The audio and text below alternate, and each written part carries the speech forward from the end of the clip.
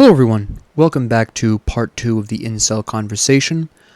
I wasn't originally going to start this particular section of this conversation off this way, but I do want to address one very specific thing from the comment left by Prometheus on part 1 that isn't directly related to the subject of conversation, namely incels and the incel community. But I also want to use Prometheus's comment as a springboard into this subject matter that I want to address in this particular part. Now, Prometheus accused me of having some kind of emotional reason for releasing part 1 and I suppose part 2 as well. I want to clarify that for all of these talks, if I have some kind of emotional stake in the subject matter, I will let you know right off the top. For incels, I don't have any kind of emotional stake in this at all. This is more along the lines of sort of a monologue on my thoughts on the subject. But I do want to talk about the next part of Prometheus's comment, in which Prometheus claims that incels don't know they're incels. This isn't exactly true for two drastically different reasons. The first reason is that even if they don't necessarily define themselves as incels, they're aware that that is how they are perceived by the internet community at large.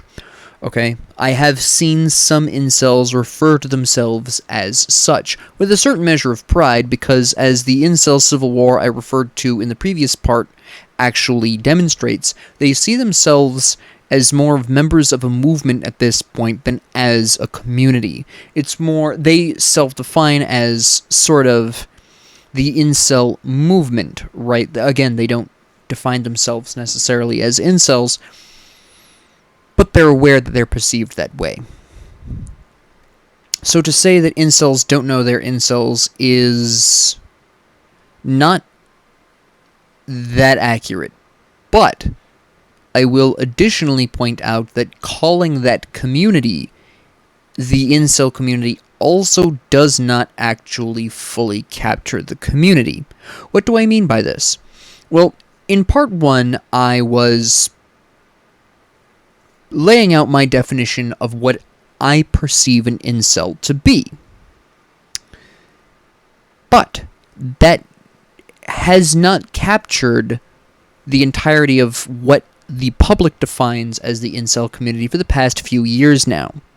There are reasons why that I will get into, but in the previous part, in part 1, I talked about incels as being people who blamed society for their inability to get sex in some way, whether it's society's definition of what is conventionally attractive, which is Group 1's accusation, society making women have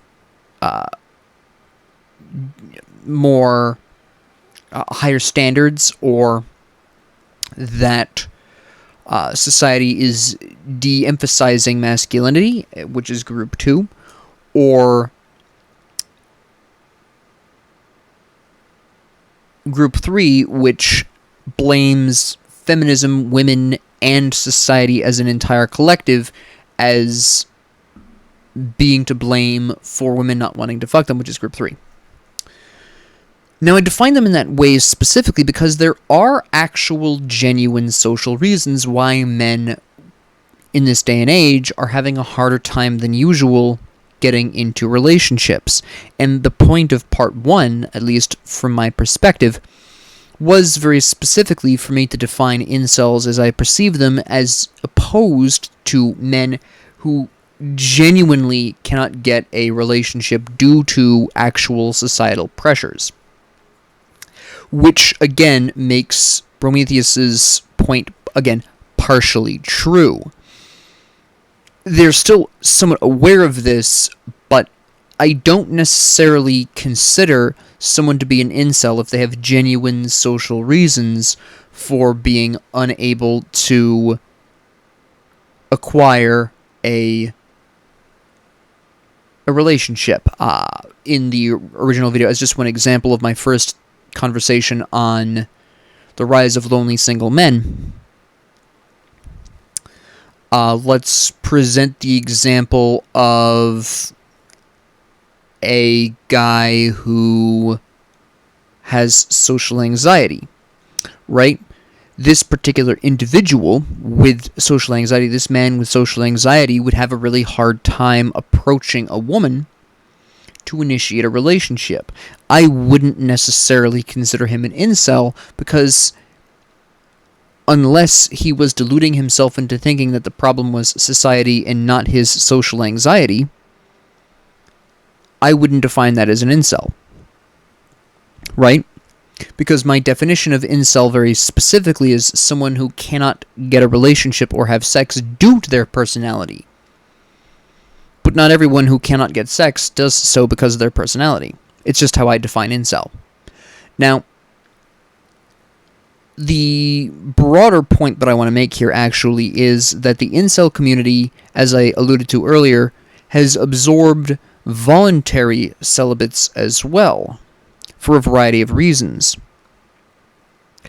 Now, in my video on the rise of lonely single men, I mentioned that this is a problem in part because these lonely single men, whether they are involuntarily celibate for whatever reason, or they were cheated on or otherwise betrayed by a relationship in the past and have given up on relationships, which is a different conversation, either way, they are susceptible to such things, such ideologies as the manosphere, self-help gurus, a variety of other things. I know a popular ideology that targets the incel community, to use the definition, is right-wing extremism, as outright stated by Sneeko in one of his live streams one time. Now, this is, of course, where the incel community, as a term and definition and title, ceases to become really relevant, because for the past several years, I would argue since 2020, that the incel community has not completely comprised of incels, and in fact the balance is about 50% genuine incels at this point. Alright? Which will probably surprise a lot of people, but once certain shadier characters in the online sphere realized that the incel community, again as defined by the public, were susceptible to ideological messaging, they moved in and began busting out propaganda all over the place targeting this community, and anybody sort of loosely filling even the loosest definition of celibacy was eventually going to be hit by some of this due to algorithmic recommendations such as TikTok, such as YouTube's algorithms.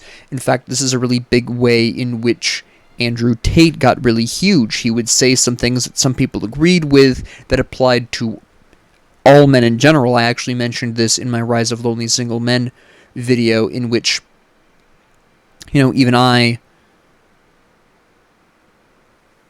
was getting some of that and agreed with some of the early points of Andrew Tate, and then, that would apply to a broad classification of men, and then the ones that have problems with society or blame society, or, alternatively, are having issues with relationships, which was his real big focus there for that specific reason, would get sucked in, and they would merge with the incel community. So the people who got cheated on and have given up on relationships became sucked into the incel community via the manosphere.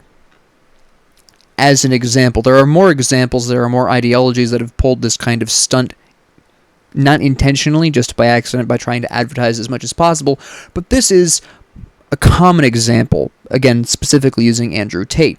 So to define this community as the incel community at this point isn't fully and completely accurate. And also why they are redefining themselves as a movement is because, quite frankly, again, whether or not they self-referred as incels, they were aware of their perception as such. But now that that community is not even at this point primarily incels, they are redefining themselves as a movement. In fact, during the Incel Civil War, as it's called, on Twitter a couple of days ago, I remember very specifically a tweet in which somebody said, essentially, I'm not going to get the exact words here, but somebody said, if we lost a man every time a crumb of pussy was thrown his way, the movement would die. That isn't something necessarily that an incel would say. A lot of people construe it that way because clearly this man is not actively seeking sex. But the way that that particular comment was phrased implies either that this particular individual saying this was choosing not to have sex, in other words, voluntarily celibate, or was having sex but really believed in the narrative. Now, again, this also brings in the possibility of people who have some kind of grievance against society. A common idea in the incel community might enter the incel community without actually being an incel. So essentially we have the incel community as it stands today actually comprises of three different groups.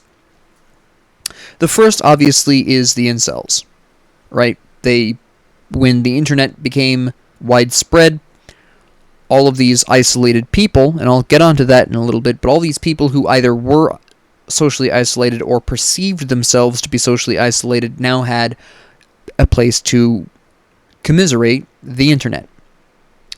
Then, with the rise of manosphere content on the internet really hitting its stride in 2020, you began seeing lonely single men, not necessarily involuntarily celibate. Sometimes they deliberately weren't seeking relationships due to heartbreak in the past, in one way or another, but these kinds of men were going to get sucked in as well.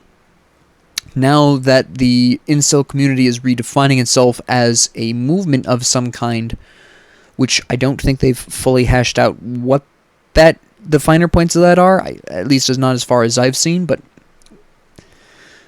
now that they're redefining themselves as a movement with a rough ideology, I would not be even remotely surprised if some people who self-identify as incels aren't actually, and they just agree with the ideology of that community, which again tends to criticize society at large, specifically American society, but I've seen some shots fired at European society as well, or Western society in general. But back around to the main point here, to define that community at this point as the incel community is no longer really that accurate. And that's part of the problem. You see, whether or not they are involuntarily or voluntarily celibate, or even lying about their celibacy, the core issue here is that a majority of these people are, in one way or another, feeling socially isolated, which makes them extremely vulnerable to the very same ideologies I referenced earlier, such as from the manosphere, such as from people like Sneeko or Andrew Tate, or self-help gurus that aren't actually trying to help these men, they're just trying to make a quick buck, but are selling them promises of, I see you're having such and such a social problem, well, if you were more fit and paid me money and were richer like me, I could solve that problem. And of course, that's not really going to solve the problem, right? Social isolation is not the result of not being muscular enough. It's not the result of being poor, right? There are communities of poor people, right? They have the homeless stinking community, right? Wealth doesn't have any impact on whether or not you're socially isolated. There is a community out there for everyone. Your physical appearance doesn't matter either. Again, people of any kind of physical appearance can integrate into any group that they are interested in doing so. Typically, there has to be other reasons for this social isolation. I actually have a really great example. I know of... Well, I know someone. I'll define them as an associate, because to define them as a friend is a bit of a stretch. But I know of somebody in my area who is staunchly conservative. For reference, I live in Massachusetts, which is pretty famously liberal. So this particular person, well, not socially isolated in necessarily a physical sense, from a politically ideological standpoint, feels socially isolated. Now, I'm not going to say that they're an incel or anything like that, because they're not feeling as socially isolated. They just can't talk politics with their friends. They have friends, don't get me wrong. I'm not friends with them because I don't really get out that much. I'm not really a majorly social person, but this person does have friends. They're not socially isolated, they're politically isolated, but you can kind of get the idea there. At the end of the day, the incel community, as it's termed online, are a collective of people experiencing or otherwise feeling social isolation for a variety of reasons, some of which are their fault, some of which are not. Some people, as I alluded to in part 1, some of these people just have an abrasive personality and get socially rejected or ostracized. Some of these people, due to some other reason, are socially isolated, not of their own control and not due to their personality. At this point, there is no one clear definition on that community. Again, the point of part 1 was to define how I define an incel. To delineate that.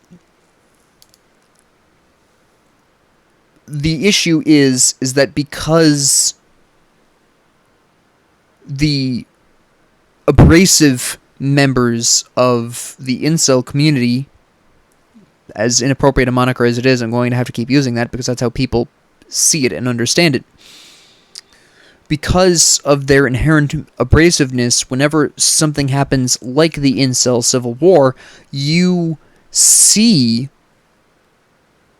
the unpleasant people, the incels that are incels because of their personality. You see them first. They're the loudest. They're the ones that are often memed on in comments.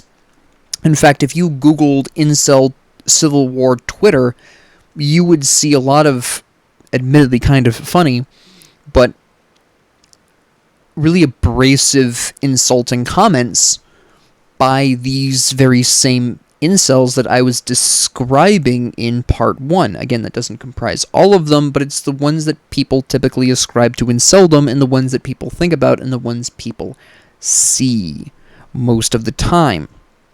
But due to the isolation this community at large is feeling, again, whether or not it's due to their personality or not, this makes them perfect victims for ideological attacks, selling of courses, propaganda, etc. I've alluded to this problem before, like I said, with the rise of lonely single men and the problems with the manosphere. But the core issue with that is there are two core issues with the incel community currently that aren't being addressed, and is the ultimate, at least getting this out into the world is the intention of these two videos. The first is that, first off,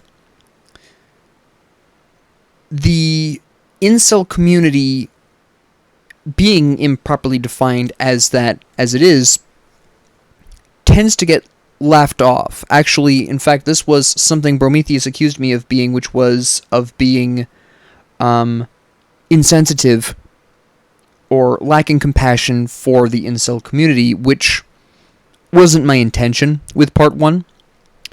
But a lot of people do tend to disregard or otherwise laugh off that community in general, which only increases the social isolation that they feel regularly anyways, right?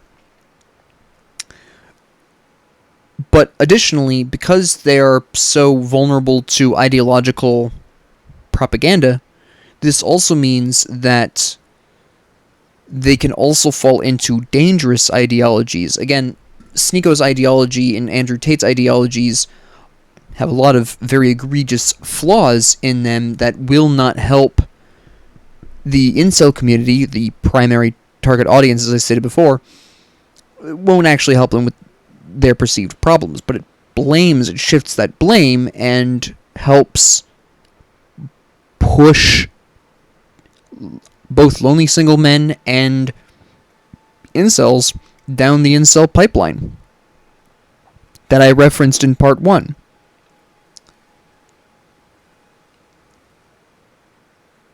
The other problem that we have is, quite honestly, the crux of the issue here is that, as I mentioned with the Rise of Lonely Single Men video, there is a distinct problem here. There are genuine social problems here. While, yes, it is true that you're not going to be able to help the entirety of the community, again, there are just genuinely abrasive people in that community, and that's how they wound up there in the first place. And as long as they continuously refuse to look inwards, they can't be helped. But there's also, I would actually argue, at least half the community who don't have that abrasive personality problem and can be helped either politically or socially, or even on a personal level. But because they have been semi-inadvertently sucked into the incel community at this point, they are being just as quickly disregarded as incels, who, again, just because they're incels doesn't necessarily mean that they should be completely disregarded. Again, these are people who are socially isolated, or, again, at least at minimum, perceive themselves to be. Oftentimes they are. And if people really want to overcome some of these more dangerous ideologies that people complain about, I mean, how many people... go ahead and Google Sneako on YouTube, and you're going to come up with two things. Well, you're going to come up with three things. You're going to come up with two different kinds of compilations. One which summarizes his quote-unquote greatest moments, and another type of compilation that's going to be similarly titled, but is very specifically highlighting the times where Sneako said or did something stupid to mock him. And then there's the third type of content you'll see, which is people discussing, breaking down, and counter-arguing Sneako's philosophies, which is the most common. Sure, some people agree with Sneako, but the majority of the videos discussing Sneako's philosophy and ideology are arguing against his philosophy and ideology. But despite that, when it comes down to the communities Sneako is outright targeting, namely the incel community, lonely single men, which are merging at this point, and other communities like that, members of these communities are functionally being disregarded or laughed off. In other words, people tend to argue against the ideology, but when it comes down to the actual people that ideology is being sold to, they're being disregarded. And the greatest example of this today is the incel community. Again, yes, some of these people do have a genuine abrasive personality and can't really be helped unless they're willing to take that first step and admit, yeah, maybe sometimes I'm an asshole, right? But a lot of them are just, like I said before, men who've been betrayed and have just given up on relationships and turned to something else. The manosphere, a lot of times, or the Red Pill Society, or some deviation of that, gets sucked into the incel community, who also blame society, right? Boom. And if people really were genuinely interested in fighting against these ideologies, then what needs to happen is people need to start having an actual dialogue and understanding of the very targeted communities that counter the very same ideologies that they're trying to fight against. Another great example, and I think the first time I noticed this happening, I hadn't fully put together the picture initially, but the first time I noticed this approach was when there was a huge glut of videos on YouTube attacking a variety of those self-help gurus. I think like Ty Lopez. In my garage, and my proudest items that I own are my bookshelves, right? That guy. In case you didn't know Ty Lopez's name. A lot of people memed on Ty Lopez, but completely ignored the community he was targeting, which at that time was the incel community.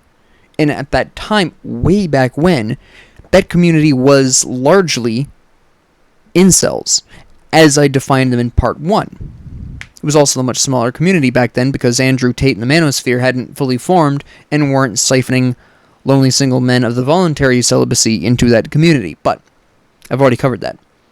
The crux of the issue here is that this is the first time I noticed that the ideas were being attacked, but the communities were not being spoken to. They were being completely overlooked, and this is part of the reason why, first off, we have the incel community increasing, besides just the outright absorption of lonely single men, essentially. We also have a general overlooking of incels as a class. They're often written off, and as I mentioned in part 1, there's a large amount of incels that feel socially isolated because they're too short or they're not rich enough or whatever. There's all this propaganda on what a man should be, right? This is in fact why the phrase short king has become so popular, is because at least some people, primarily women, interestingly enough, noticed that some men were feeling essentially unfuckable due to their height. And, of course, as I mentioned in part 1, some women like short men. So, primarily women came up with short kings, which men obviously grabbed onto because it's not wrong. And that, I think, was the first time in a long time that I've seen something specifically address a genuine claim by the incel community, right? Oh, I'm too short, women won't fuck me. Well, here's a whole bunch of women who like shorter dudes. Now, you might think, well, doesn't that counteract your definition of incel? Yes and no. See, and here's, I think, the cleanest way I can define the difference between somebody feeling isolated for some reason and somebody just being an incel, right? Let's take the short king example, all right? Let's say a man is 5 feet. Let's say a man is 5 feet tall. Really short dude. Nothing wrong with that, but let's take this 5 foot tall man as an example. Now, take a 6 foot tall woman who likes shorter men. It's just what she likes. She likes to be the big spoon. I don't know. However you want to run with that. 6 foot tall woman likes shorter men. 5 foot tall man, nice short guy. Put them together. Assuming that the woman has not mentioned his height at all, except once to say she likes guys shorter when he brings it up. This man has two different responses, which defines whether or not he is an incel. Response 1 is, despite the fact that I'm short, she's into me, let me pursue this. Okay? Now, up until this moment, this man has been a virgin because he's assumed that because he's short, he won't succeed, so he's just never approached women on that basis. But here's this woman who expressly states she likes shorter men, so he shoots his shot. Assume she accepts. Or would accept, if he asked. Right? That's response 1. This is the non-incel response. This man is not an incel. He's been insecure, which is different, about his height, and has not made any moves. He is what would broadly be defined as an incel, because what the internet would define as an incel, because he hasn't had sex, due to his insecurity about his height, something that is not an unusual idea in the incel community. But the reason he hasn't had sex is because he's been insecure about his height and has assumed, due to societal messaging, that he would not succeed. Now, this sounds incel-y, but that's not how I define an incel. Where I would call this man an incel is even if she stated to him that she liked short guys or shorter guys, because that's not masculine, or that's emasculating him because he's shorter, and rejects her interest, that's incel. Right? That's the line. For me, and my definition of incel is when a man, usually, takes some kind of flaw as a justification for basically rejecting genuine offers. In this particular case, even though she likes short guys, because he finds that emasculating, he rejects her, and because he's now feeling emasculated, is more likely to be abrasive, right? And as a result, she gets turned off because no one likes an abrasive person regardless of their height, and she walks away. When she absolutely, otherwise, outside of that personality, the abrasiveness of his personality would have fucked him otherwise. Right? That's incel. At least how I define it. Alright, just to keep that clear. But, again, going back to the short king term, that was really the first time that I saw where somebody was actually addressing what could be described as one of the perceived problems with that the incel community states, right? Oh, I don't fit the conventionally attractive model. Well, everyone's definition of attractive is different, right? And the short king term came up as a result of that, right? It's really more in how the incel reacts to people not fitting their box of what things should be. Maybe I'll do a part 3 going into this a bit more in depth, but I want to finish off this video by pointing out that as much as people argue against such things as manosphere ideologies or self-help gurus, admittedly kind of silly messaging, a lot of them only address the ideology and they overlook or otherwise laugh off / disregard the audience. Some actually do reach out to those audiences, those communities that are targeted by these people, but not very many of them. And that's really the larger scale problem here, right? That unless this is more accurately addressed, unless we sit down and have a more blunt conversation about not only incels, but the things being sold to incels, as well as the people who are being misattributed as being incels, which is more common than a lot of people think, this problem is going to self-perpetuate. As more and more men feel, for one reason or another, that they are socially isolated. I might do a part 3 going more in on this. I feel like I have more to say, but I want to organize my thoughts a little bit more. But for now, I'll leave that there. With that being said, thank you all very much for joining me. If you liked this, please like and subscribe. If you didn't, please ignore me. And if you have any comments, questions, concerns, ideas, suggestions, or requests, please leave them down in the comment section below. And thank you all very much for joining me, and have a great 24 hours.